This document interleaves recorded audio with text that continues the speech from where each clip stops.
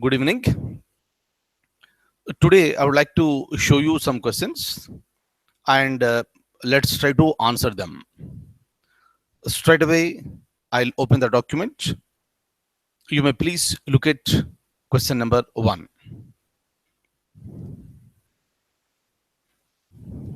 See here, certain things, what happens, one thing I would like to say, most of the times, some of, these students, they will ask me some question like this, which is a very, very general one, rather important, in fact. The question is that uh, how many months current affairs must be read for any examination? Generally, what I'll say is that since you're all my close friends, I always say that you should be ready with current affairs at any point of time. But generally, what happens for any examination, you have to be thorough with the current affairs of 1 year. Normally, 8 months current affairs is sufficient. Say, for example, you are writing examination in the month of June. Example, I'm telling you. So, starting from June 2017, go back to 1 year. So, July 1st, 2016, July 1st, 2016 to June. So, that will be enough. That will be in fact more than enough. But certain things, what will happen, the current affairs even, so the same things will continue over a period of time. So that is the reason why, if you are there in touch with the current affairs for a long period of time, answering majority of the questions in current affairs will become very, very easy.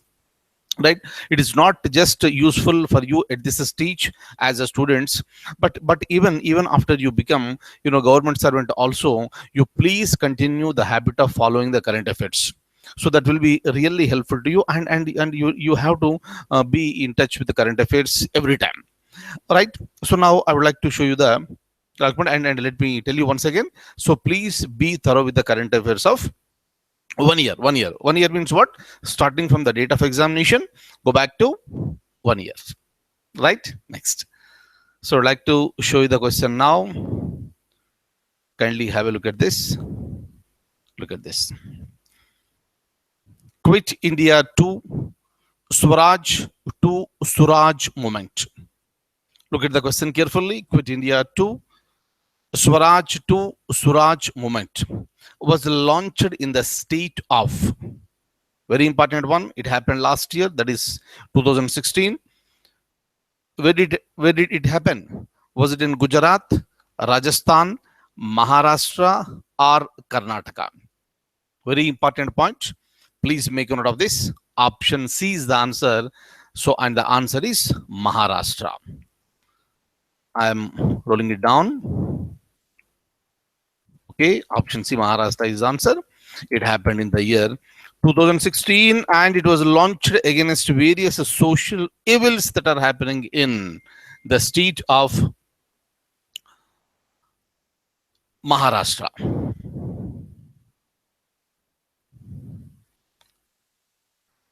Right. And I would like to inform you all, today we have launched, already launched today in the morning, 4 o'clock, general studies batch. So the response was overwhelming, and I thank you all for joining me and having so much of confidence in me, and whatever the faith you have in me, that will be, this upheld, and with that faith you are going to make it in your forthcoming examinations. Clear? And I'm going to fulfill everything whatever I have promised. Clear? And every time I say that, quality will be maintained. Yes, highest quality will be maintained. And in the similar manner, I would like to remind you all once again that we are going to launch a fresh batch for IAS 2018. That batch is going to be launched from May 1st, 2017 onwards. And already I gave the seminar, and all of you who are interested to prepare for IAS 2018 next year, please, next year you are going to write the examination, right? And please join at the earliest to avoid last minute rush. Okay, so with respect to our general studies batch, even today also, I was forced to take some admissions, right? And the response is really overwhelming, and I thank you so much. Now I will show you some other question. You please look at the question and try to answer it.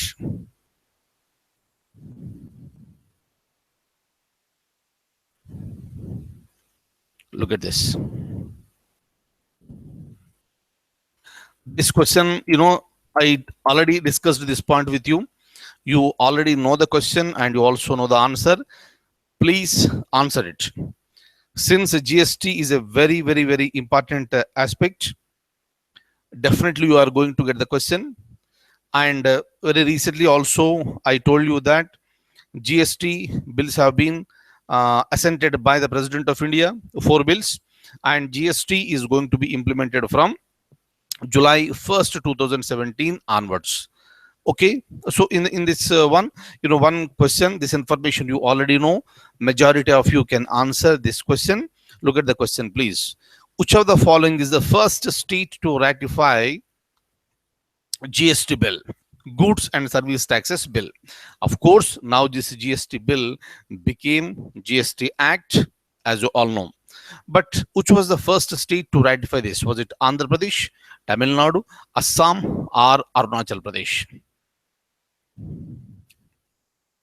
So before I tell you the answer, my dear friends, please listen to me very carefully. This all happened because of the article number 368. So whenever you introduce any new tax, what is a tax? Tax is a compulsion. You have to pay. That's it. There is no other go. That is the reason why, for example, see here, our students, they pay the service tax.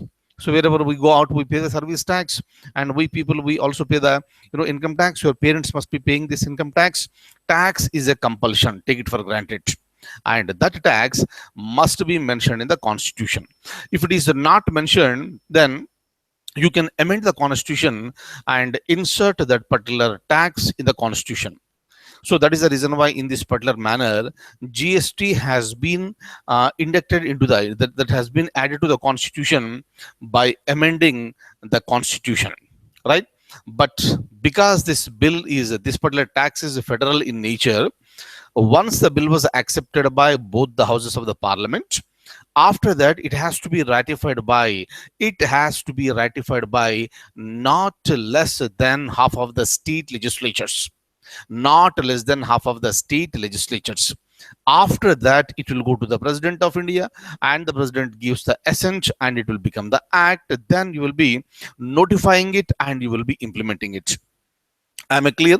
Kindly remember, all the constitution amendment bills that are federal in nature must be ratified by state legislatures.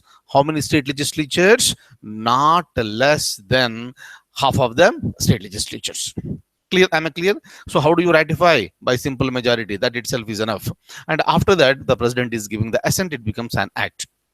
Is it clear? So you know the procedure. I was discussing all these points in this Indian polity classes. Now the point is that for the examination point of view, the bill was passed by both the houses of the parliament. We know that. Later it was sent to various states. But the question is that which was the first state to ratify this? Which was the first state to ratify this? Answer is Assam. So in this context, please remember this. Clear? So generally there is a tendency of forgetting these small points, but we don't forget. So we remember this, and tomorrow it may be a question in any examination, and you are going to answer it, and you are going to get a mark. Right? Next.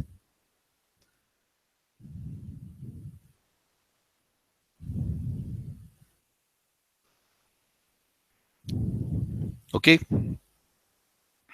So what should be the answer? Answer is C, that is Assam. Okay. Next, another important question, important person who passed away recently. Recently means last year, July 2016. Neelam Raju Ganga Prasada Rao. Neelam Raju Ganga Prasada Rao passed away in July 2016. He was considered to be important, very important person. Father of Green Revolution, father of hybrid sorghum, father of nuclear energy, or father of local self-government. Very, very, very, very important person with respect to India, and the answer is option B, that is father of hybrid sorghum. Apart from this, he contributed many, many, many things. Kindly remember the name of the person and also his contribution. And what he was considered to be? Answer is father of hybrid sorghum.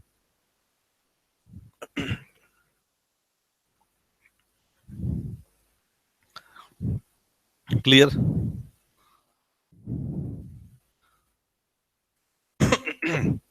Option B is the answer. Next. Get this. Dubagunta Roshamma.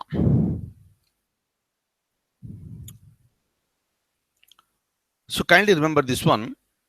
Dubagunta Roshamma, very recently she passed away, and this particular woman, she belongs to a state called Andhra Pradesh. Perhaps in the history of Andhra Pradesh, for the first time, a woman has started fighting against the liquor. She was fighting for the rights of the woman, and she understood that the liquor is spoiling the lives of the people in the rural areas. That is the reason why she launched a movement during the 1990s. Right, so we are in the year 2017. I am talking about 1990s. During the time, so this great woman, she launched a movement in Andhra Pradesh, and that spread like anything, and that forced the government of Andhra Pradesh to impose prohibition of liquor in Andhra Pradesh. So it happened, this when Sri N.T. Ramarao, late Sri N.T. Ramarao, then Chief Minister of Andhra Pradesh, uh, during the election campaign. Of course, at the time he was the leader for opposition. So during the election campaign at that particular time, he was also influenced by the moment launched by this particular woman, and he promised during the elections, in the election manifesto, and he said that once he comes to the power, the next moment the file that is going to be signed by the chief minister will be the imposition of liquor, imposition of ban on the liquor in Andhra Pradesh. So that was a very, very great moment, in fact. But if you look at majority of the states, even today also, there is nothing like any prohibition of liquor, and the prohibition, the liquor will flow in most of the states. But that was during the time, that created ripples in the entire society. And Sri N.T. Ramarao, at that particular time, he promised for the imposition of the prohibition of liquor in Andhra Pradesh, and he did it. The moment he becomes the chief minister, he signed on a file, and he imposed prohibition on liquor in Andhra Pradesh. And that continued. That was a great achievement, and the credit should go to this particular woman. And of course, that continued for a period of time in Andhra Pradesh. Later, there are so many problems with respect to imposition, continuation of that any policy, and the same thing happened with respect to the prohibition that has been imposed in Andhra Pradesh. And over a period of time, it was diluted, and the chief minister has changed. Right, and the government at that particular time, the same gentleman was there at the time, Mr. Chandrababu Naidu, and because of his own policies, again, the prohibition has been lifted off, and there was a permission for selling of the liquor. But this particular lady, she has to be remembered forever, and she became the very motivational factor for majority of the women in the state during that particular time. And this is a time for remembering her, and she passed away in the recent past. Is it clear? And such type of women are present across India, but sometimes, so their moments, their contributions are going without notice. Clear? I would like to share this information of this particular person with you. Look at this. She belongs to Andhra Pradesh. See here, why I am showing you this particular point is that, imagine you are watching this particular program, current affairs. If you belong to Andhra Pradesh, example I'm telling you, if you belong to Andhra Pradesh, it may be a possible question in any forthcoming examination of Andhra Pradesh. Clear? Hope you're getting this. It may not be a question in some other state service examination, may not be. But in your state, maybe you belong to Bihar, you belong to Jammu and Kashmir, or you belong to Uttar Pradesh or some other state, they will be there and some important people will be there. And most of the times they are this all these things will go unnoticed. But such type of people, they were recognized, they were lauded because of their contributions, and maybe because of their age and their activities will come down. But once they pass away, again the entire street will try to remember them. Clear. And those persons will become important for your examination with respect to your state. Clear. And if this particular person, if any person is so popular at the national level, that may be a possible question in any this national level examination. But if the person is popular only at the state level, that may be a possible question in the state level examination. Hence, such type of people, right? So you kindly make a note of them, may be a possible question in the examination. Am I clear? Next.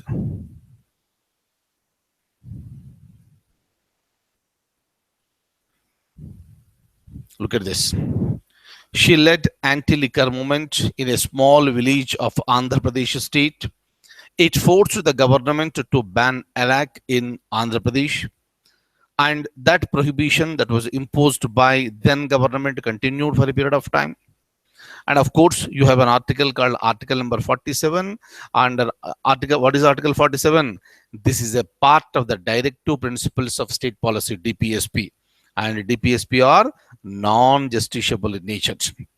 Right. And this article says that it is the responsibility of the state to impose the prohibition of the consumption of liquor and all other things, except for the medicinal purposes of the intoxicating drinks and drugs. Clear. You have to prohibit the intoxicating drinks and drugs except for the medical purposes. But unfortunately, what happened, most of the state governments in the country today, so they are not implementing article number 47. Right. So otherwise, what will happen, because of this liquor and meaning intoxicated drinks and drugs, the health of the people is getting spoiled like anything. All right. So, and it is the state government that has to take a note of this and impose a complete ban or prohibit the liquor in the consent stage. All right. So the latest example is Bihar. So of course, in some states like Gujarat, since the beginning, this is a prohibition is very much present over there, and the rest of the states should also follow that. But majority of the states don't do that, because this liquor, so that is generating lots of revenue for the state government. But it is up to the government to decide whether generation of revenue from there is important or the health of the people is important. You can generate the revenue in some other means also. For that reason, the government of the day has to be so smart. It should be acting so intelligently for all these things. Clear? And so these are the points for today, and I'll see you tomorrow with some more current affairs. Take very good care of yourself, and with respect to our general studies batch, I'll be meeting you tomorrow at 4 o'clock in the morning.